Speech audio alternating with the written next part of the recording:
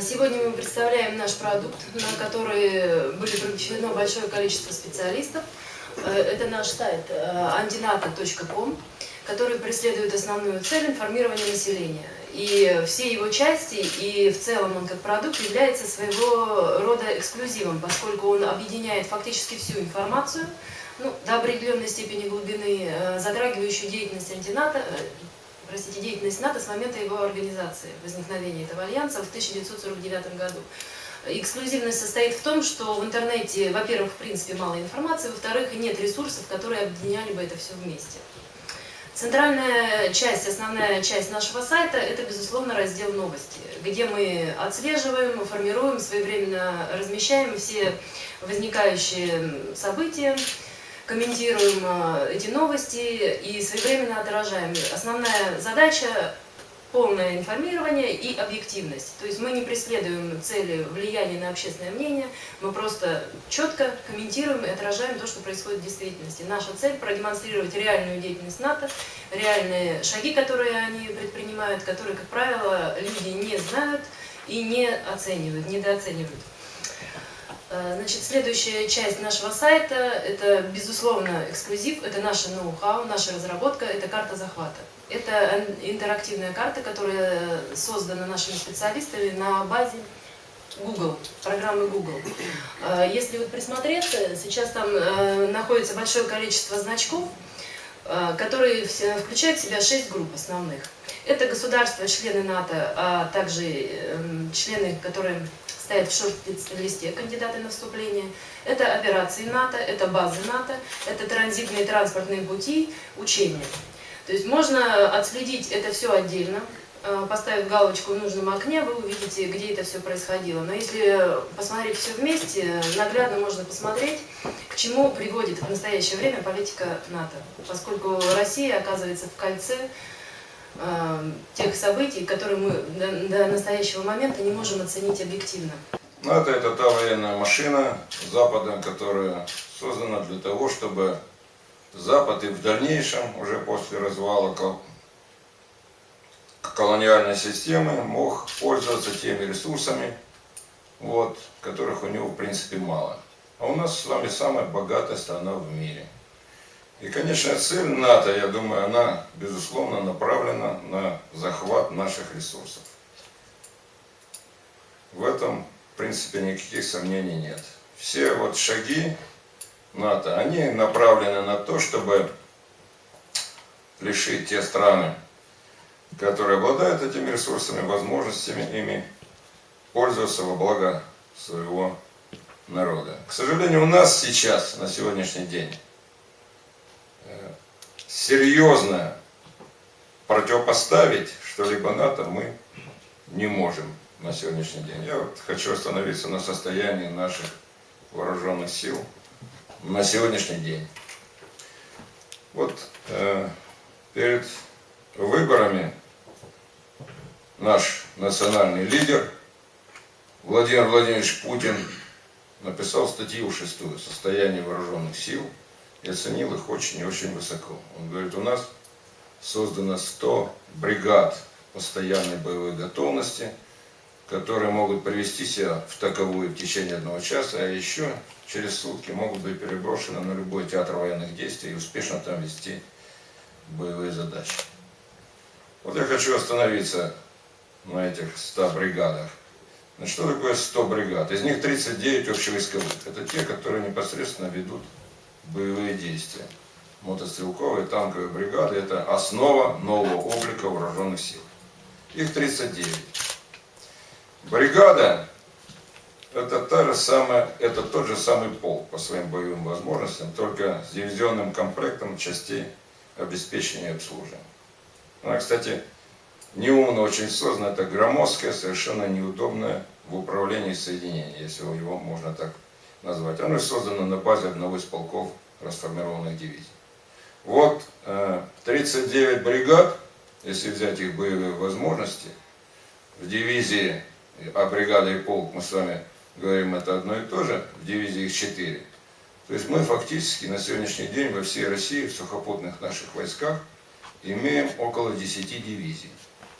Так, чтобы для примера, в войну Великую Отечественную Советский Союз встретил, имея в своем составе 303 дивизии. Вот на всю Россию у нас 10 дивизий в сухопутных войсках. Остальные вот еще там, у нас 10 армий, так называемых, если их можно назвать армиями. Вот. Это они имеют в своем составе бригады управления, ракетная бригада, зенитно-ракетная, артиллерийские, еще 40. Но остальные в окружных комплектах. Вот все сухопутные войска. Состояние этих бригад на сегодняшний день, якобы они в постоянной готовности, неудовлетворительно.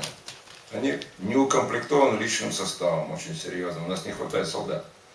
Об этом, кстати, аналитики НАТО в прошлом году, докладывая Высшему военному совету НАТО, значит, заверили свое руководство, что в результате проведенных вот этих радикальных реформ, а они, кстати, начались реформы после, значит, известных событий августа 2008 года, когда там в НАТО поняли, что российские войска еще что-то могут, начались радикальные реформы, в результате которых, как они сами говорят, аналитики, российская армия утратила способность решать, успешно боевые задачи даже в локальных конфликтах на сегодняшний день. В принципе, вызывает очень серьезную озабоченность, как то, что НАТО существует, и то, что оно упорно рвется на восток, то, что у нас самая богатая страна в мире и имеет ресурсы почти 1/3 от ресурсов всего мира. И то, что у нас такое состояние вооруженных сил, вызывает очень глубокую озабоченность, я думаю, у каждого нормального человека. Сегодня мир переживает глобальный кризис. Глобальный кризис носит природу совершенно не глобальную. Это кризис западной цивилизации, а точнее кризис западных цивилизационных элит.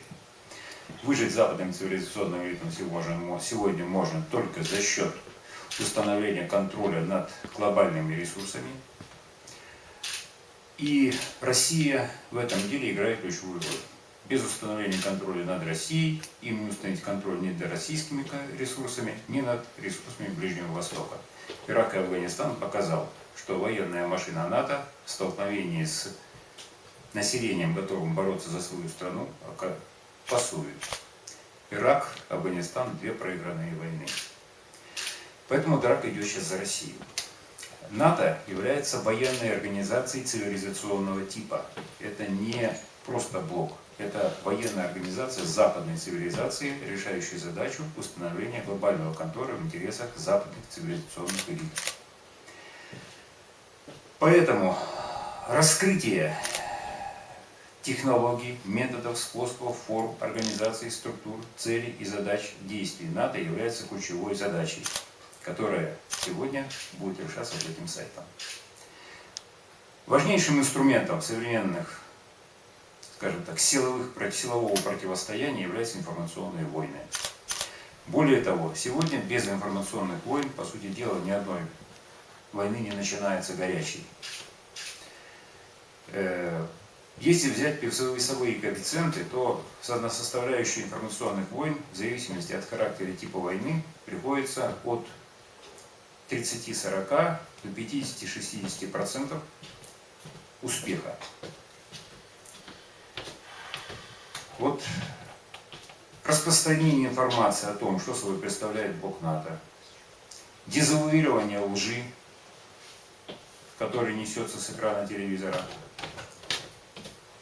раскрытие реального лица этого блока, который он проявляет в своих конфликтах, которые он развязывает в Ливии, в Ираке, в Афганистане, в других точках мира, в Сирии. Раскрытие незаконности этих конфликтов. Раскрытие 5-й колонны НАТО, которая действует на нашей территории, которая является врагом нашей страны, надо ставить точки над «и». Это те, которые держат деньги в зарубежных банках, которые выражают и отражают интересы НАТО, а не России, которые объявляют себя западниками-либералами. Вот их раскрытие и ролика, их реальных целей и задач личного обогащения за счет уничтожения нашей с вами страны, лишения нас с вами будущего, наших детей, лишения будущего, является первоочередной задачей сегодня, наверное, для нашего населения. Могу сказать только одно. Мы сможем построить армию, воссоздать достойные спецслужбы.